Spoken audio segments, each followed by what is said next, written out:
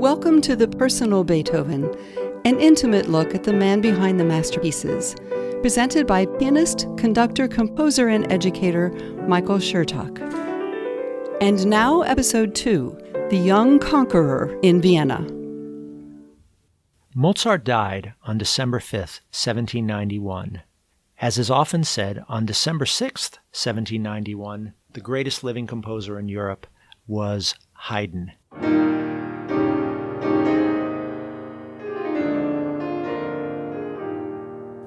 And Haydn had met Beethoven shortly after Beethoven turned 20. As Haydn was preparing to make his way to London, he had stopped in Bonn and invited young Beethoven to work with him. Certainly there was an understanding that the Elector of Cologne would underwrite these lessons, which is what happened. Haydn's relations with Beethoven and vice versa were complicated in Vienna. Haydn was terribly busy working on large-scale compositions, planning international trips, and he simply did not have the time or the inclination to carefully study all of young Beethoven's exercises in counterpoint. There were mistakes that he missed, and he probably just did not have the time or take the time to give that to him. As far as what he thought about Beethoven as a composer, certainly these are two gentlemen of very different temperaments. Young Beethoven decided to take lessons in counterpoint in secret with the very fine composer Johann Schenk, and he also studied counterpoint with Johann Georg Albrechtsberger, who was the Kapellmeister at St. Stephen's Cathedral in Vienna, one of the most prestigious musical posts in the empire. Still, in Haydn's letter to Beethoven's patron, the Elector of Cologne, he states, "Beethoven will one day be considered one of Europe's greatest composers, and I should be proud to be called his teacher." However, recently discovered letters indicate there were a lot of unresolved issues regarding money, and the Elector was not happy to receive some musical examples from Haydn that Beethoven had written, which were clearly reworkings of music he had written while he was still in Bonn. Young Beethoven did a better job in his 20s than he might have later in his life of keeping relatively good relations with Haydn. He wrote down notes about taking Haydn for coffee, about purchasing chocolate for him at a meeting, and near the end of Haydn's life, when at a very prestigious performance of The Creation, Haydn was lifted on a chair and carried into a great hall. Beethoven was one of the professional musicians at the door cheering for him.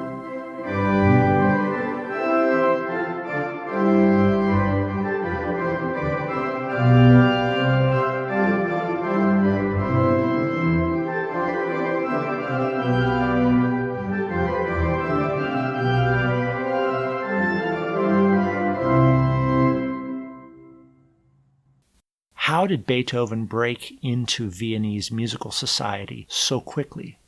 Vienna was certainly a society of many complex levels, but his letters from the nobility in Bonn, who were related closely to the emperor, gave him almost immediate access to the highest circles, and he broke into the salons of the nobility and to the homes of the most wealthy bourgeois, and competed in these pianistic duels where his brilliant playing certainly impressed everyone. He was sometimes described as a rough player.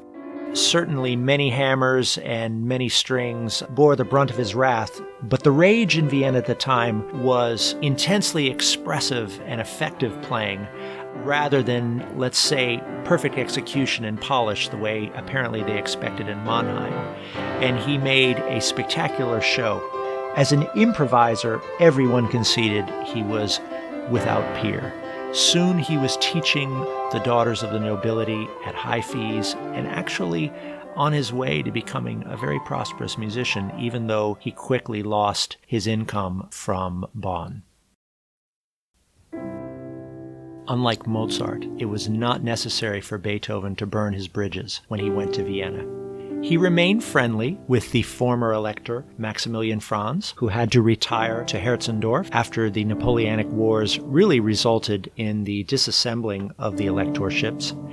And Beethoven became accustomed, after visiting the Elector, to spending summers in the country, and he would pick any one of a number of beautiful Austrian villages.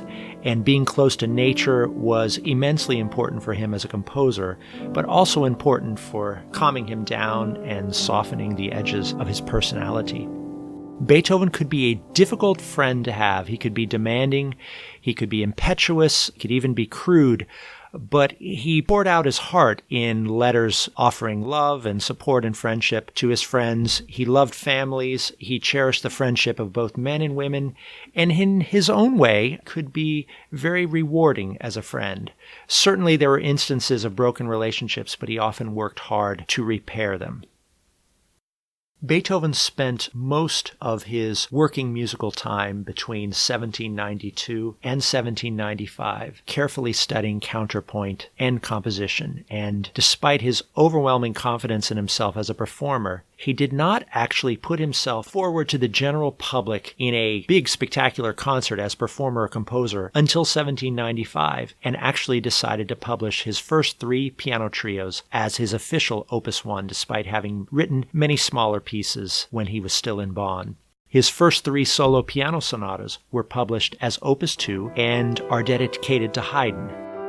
I see and hear the influence of Haydn on these pieces, as well, of course, as the influence of Mozart. All 3 sonatas are in 4 movements. They are rather like little symphonies in the style of Haydn, with 4 movements. However, like Mozart, as the sonatas progress, Beethoven becomes more and more generous with the quantity of themes he puts out. Haydn was a little bit like a frugal German Hausfrau when it came to themes. Maybe he knew he was going to write over 100 symphonies, and maybe he knew he was going to live such a long life and he needed to save them. Beethoven, like Mozart, was confident of his ability to generate motives, themes, and melodies, and he simply poured them out, particularly in the 3rd sonata, Opus 2, number 3.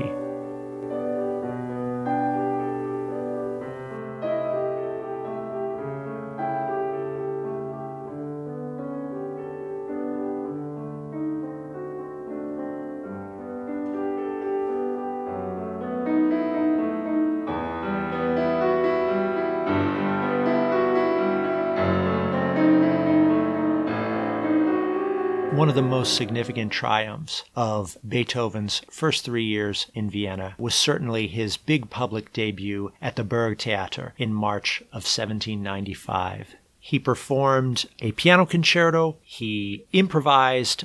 This was a benefit for widows and orphans, and in the system of Vienna, if you did enough of those, you were often allowed to have the theater for a benefit for yourself. And so he was paying his dues and making progress. In 1796, he began to make extended journeys to Berlin, to Prague. He was teaching with good fees, and even though Haydn, for really the next 9 years, would be the king of all musicians and composers in the empire, Beethoven, rather like Napoleon, his star is rising and rising quickly.